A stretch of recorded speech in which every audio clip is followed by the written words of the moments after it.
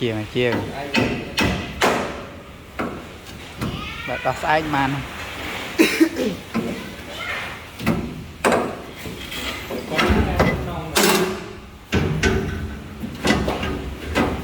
dương bắp đồ bạch trai mà bạch trai các bạn bọc sợi đó công vỡ ăn không thấy vỡ cho lo các bạn này giờ nó đã còi đã cho còi hai từ anh đang bắp đồ bạch trai một chiên cầm chân rồi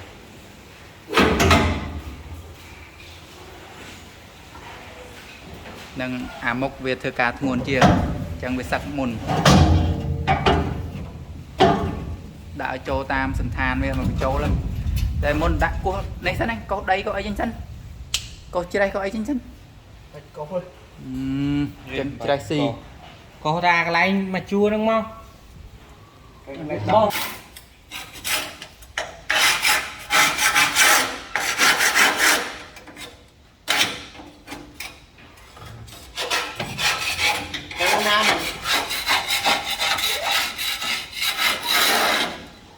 nướng tương mà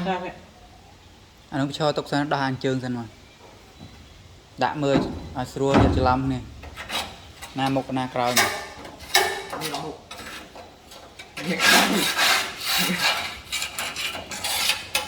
nhôn tình anh nuôi tiền đây thế thì Việt làm những tiền mình đi xây cái năng rồi con tiền Việt à tao lọc giờ nó mà đặt cành đi giờ nó đặt cành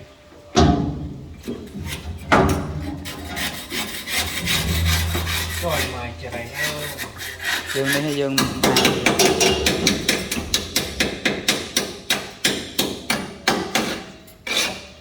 chờ này mất năng sân đâu làm tôi anh cho ba lông lúc đây nha Vinh là tôi cha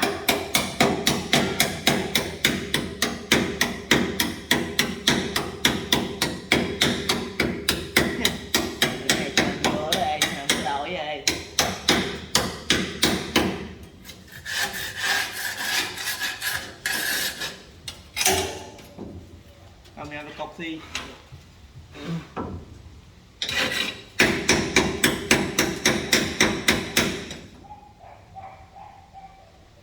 bạn đỏ cho nhỏ bạn tập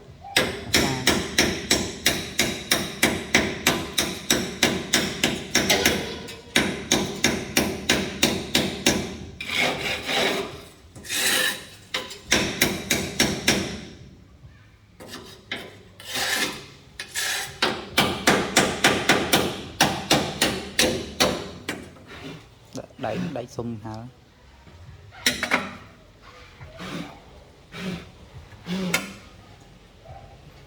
bàn pre nha pre nha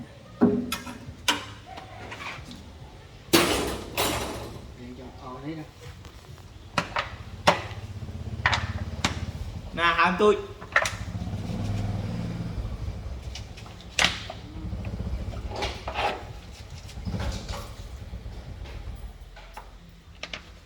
chị đã nè về ngày đục ổ nó sợ mụ oi rồi vì vô lại lơ kề đục lơ kề bạn đấy tội dùng ngọt mai về vài ngọt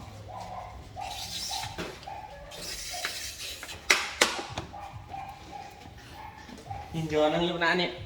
tôi chu lên xem ơi hàm tôi nhua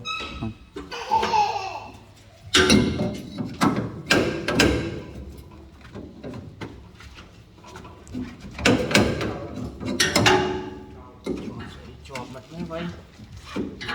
bây giờ chúng ta chạy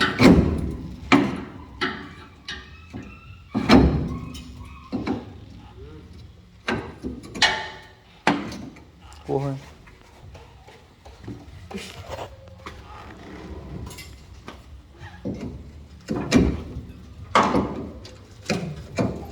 chưa đã hiền đây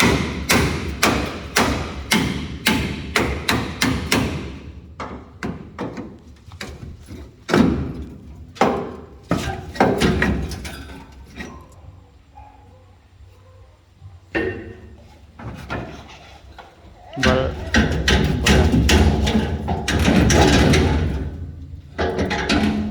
đã lư ấy thế anh em một na cái gì làm nè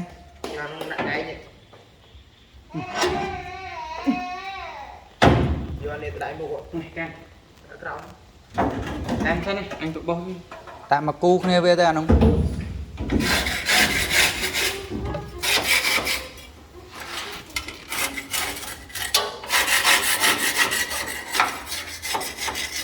Đi đặt tay chưa tay không?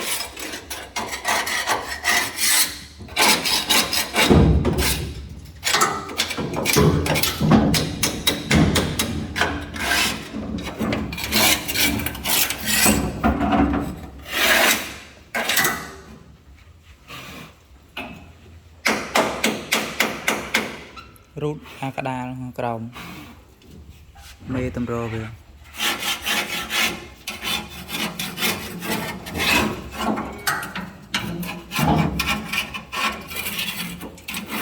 nó may cha anh này thay đây coi anh nó Anh đi lại nè, anh đi lại luôn. Anh luôn nè. họ chăm á tầm chăm đã hỏi tới đây rồi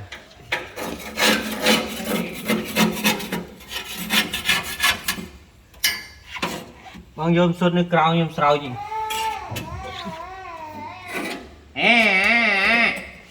để cho dâm sốt đi nó